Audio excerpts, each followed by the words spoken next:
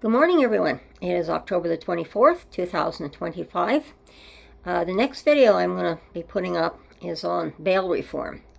Now, this is going to be introduced tomorrow, the new legislation from the federal government for it.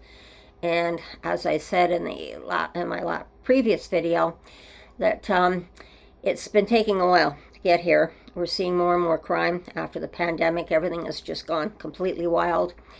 And even in my last video, I've also stated 5 years ago we had the pandemic. We were in that pandemic, and the crime just started getting up and up and out of hand because we were not out on the streets, obviously. People were not seeing things, and people just thought that they could get away with everything that they wanted to. And, of course, the government had to play catch-up.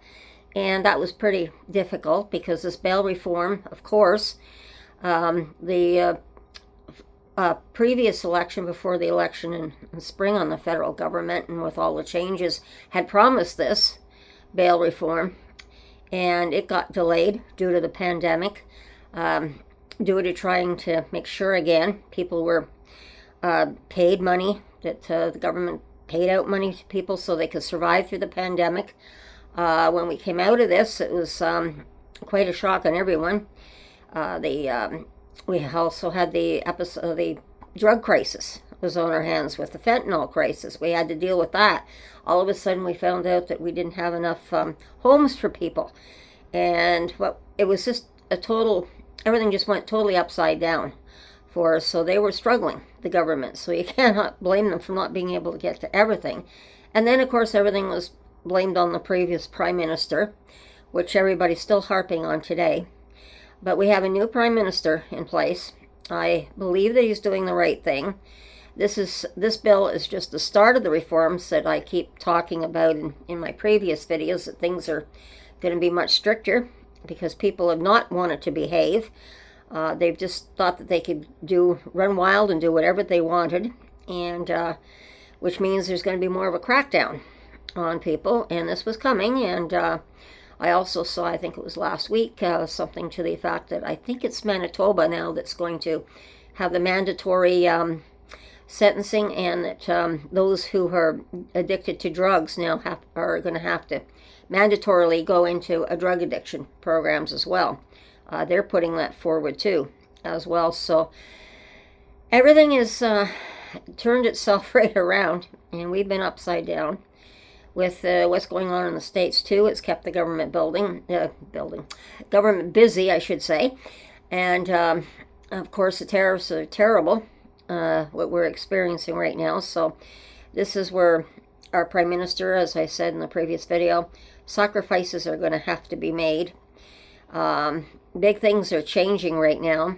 There's, I think, definitely a big tariff war on the horizon, especially after what I was seeing there, because our premier here in Ontario has put out a video in the States on that Trump's now wants to cancel or has canceled the negotiation talks between Canada and the United States, because the video he put out was on Ronald Reagan talking about how bad the tariffs were, and he's having another one of his little temper tantrums, shall we say.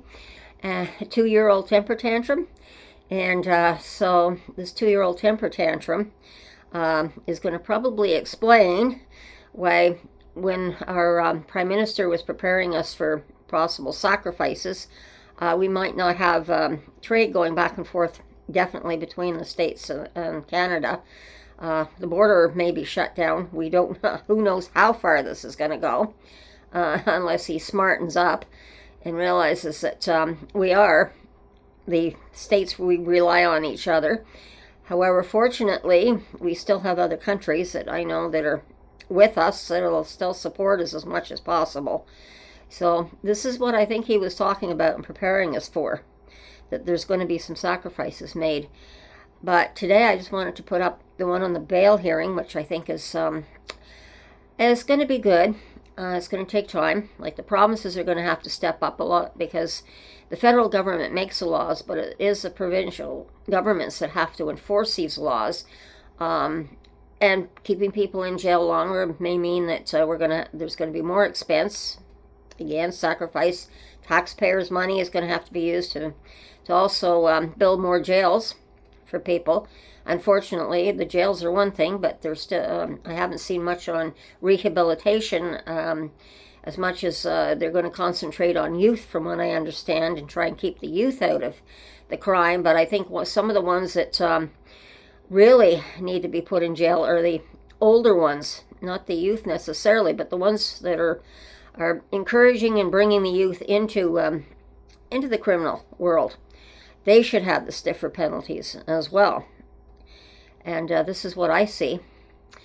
So I'm going to leave it there today. He's our Justice Minister here is giving you a pretty detailed explanation of what's going to be put forward on the bill, and hopefully it passes shortly. There might be some tweaking of it. I don't know, but it's what I've been saying all along. Things are changing. We're clamping down on people, and it's coming. It's coming, maybe still a little slowly, but it's coming.